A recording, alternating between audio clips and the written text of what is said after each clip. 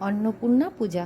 শিব পার্বতীর বিয়ের পর কৈলাসে যখন সুখেই ছিলেন, হঠাৎ একদিন মা পার্বতী মহাদেবকে রন্ধনশালার নির্মাণের কথা বলেন। মহাদেব তখন সম্মতি দেবার পরিবর্তে মৃদু এসে বলেন, ভোজন হলো আসক্তি, যা ত্যাগ করা উচিত। মায়ার রচিত ব্রহ্মাণ্ড নিয়ে এসব ভাবা অনুচিত। প্রকৃতির দেবী পার্বতী প্রকৃতির এমন অপমান সহ্য করতে না পারেন। রাগ করে অভিমানে অন্যের মহত্ব বোঝাবার জন্য মা কৈলাস ছাড়েন।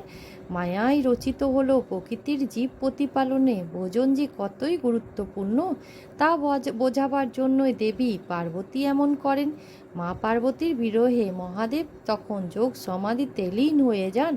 মা জগতের সমস্ত অন্ন হরণ করলে সমস্ত সৃষ্টিতে দুর্ভিক্ষ হয়। অন্নাভাবে ত্রিলোকের সমস্ত দেবতা ও প্রাণীরা ক্ষুধায় কাতর হয়। সবাই তখন মহাদেবের কাছে যেতে বাধ্য হয়। শিব যেখানেই যায়, অন্নের দর্শন না পান, অন্নের সন্ধানে কাশীতে পৌঁছান। তিনি তখন প্রকৃতিতে অন্যের মহত্ব বুঝতে পারেন। কাশীতে তিনি মাতা পার্বতীর উপস্থিতি বুঝতে পারেন। সেখানে দেখেন মা পার্বতী মা অন্নপূর্ণা রূপে বিরাজমান, সিংহাসনে বিরাজমান। সমস্ত সৃষ্টিতে প্রকাশিত হয় এক অপরূপ জ্যোতির সমান।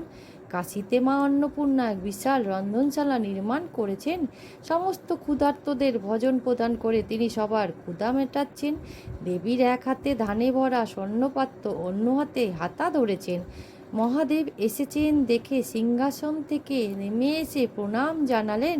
মৃদু এসে মধুর স্বরে বললেন, আপনারা ত্রিদেব ক্ষুধা তৃষ্ণার মায়ার বন্ধনে আবদ্ধ না হলেও আপনাদের ভক্তরা যে ক্ষুধা তৃষ্ণার বন্ধনে আবদ্ধ নিশ্চয়ই বুঝলেন। এই কথা বলে তিনি জগতের কল্যাণের জন্য 3 মুষ্টি অন্ন মহাদেবকে দিলেন। মহাদেব সেই অন্ন জগতের পালনকর্তা শ্রী হরি বিষ্ণুকে দিলেন। ভগবান বিষ্ণু সেই অন্ন ত্রিলোকের কল্যাণে সমান ভাগে ভাগ করে ছড়িয়ে দিলেন।